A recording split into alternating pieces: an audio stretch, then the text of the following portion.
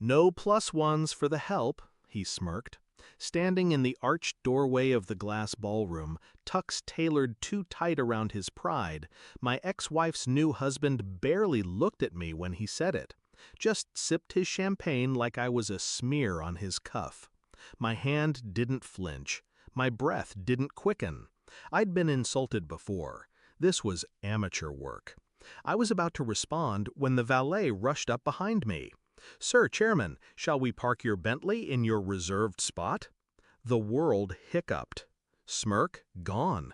Just a blink, then confusion, then realization.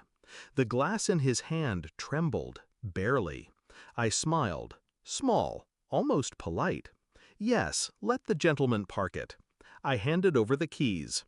He hadn't noticed the name stitched inside the jacket, or the gold pin resting near my lapel.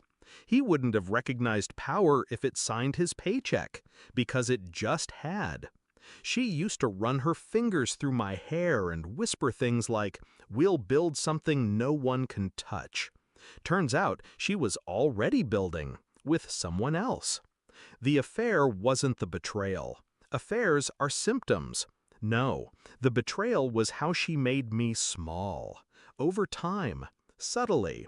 The way she suggested I network more while funding her lover's startup with money from our joint account. The way she said, "It's not about titles," while she moved into higher rooms with newer men. The way she laughed when I said I wanted to start my own firm. Not everyone's meant to lead, love. That one stuck.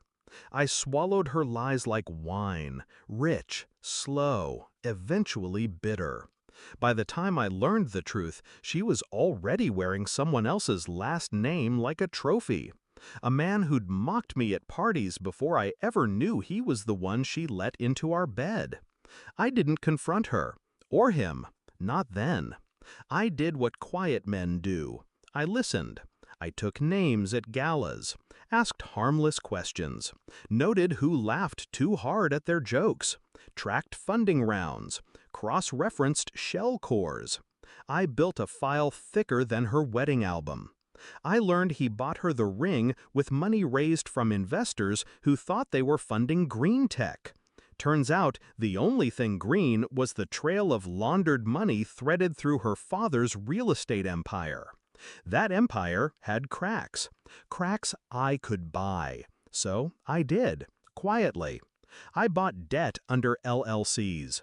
I hired the accountant she once mocked for being too ethical. I found every board member she'd ever badmouthed and offered them something her ego never could: security. While she planned galas and garden parties, I was planting mines. By the time she was legally his, everything else legally belonged to me.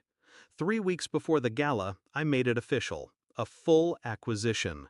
Their tech firm, his little pride project, sold to a conglomerate I advised. He didn't know I was behind it.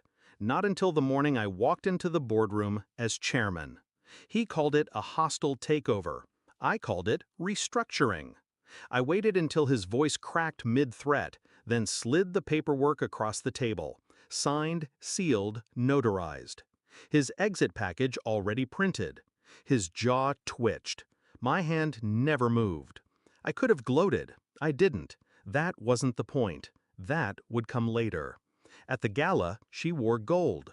Always did when she wanted attention.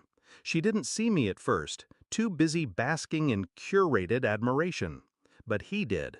His eyes locked on mine across the room like a man spotting his reflection in a casket. I walked toward them slowly, letting the room open. She turned, froze, then smiled like none of it ever happened. "Didn't expect you here," she said, feigning lightness. "I own the building," I said. Seemed rude not to show. Her face cracked, just a little. He stepped forward. "That valet, he must be confused." "He's not," I said. "That Bentley parked in the reserved chairman's spot? Mine." Silence fell like snowfall. Cold, icy, muted. A woman nearby whispered my name. Recognition rippled through the crowd. I looked down at them, both dressed like royalty, both drowning in public disgrace. Then leaned in, low. "You said I wasn't meant to lead," I whispered. "Turns out, I just wasn't meant to follow you." I walked away before they could respond. I didn't need applause, just silence. Outside, the air was clean. The valet handed me the keys like I was someone important. I wasn't, once. I was a shadow at her side, an afterthought, a footnote. Now, she was the one watching from behind glass. She married a man for power. I became power.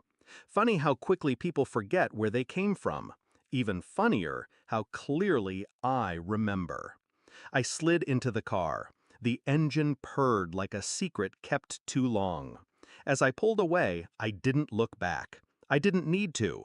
She would never forget me again. Not now. Not after tonight. Not after the smirk died in her husband's mouth and mine began.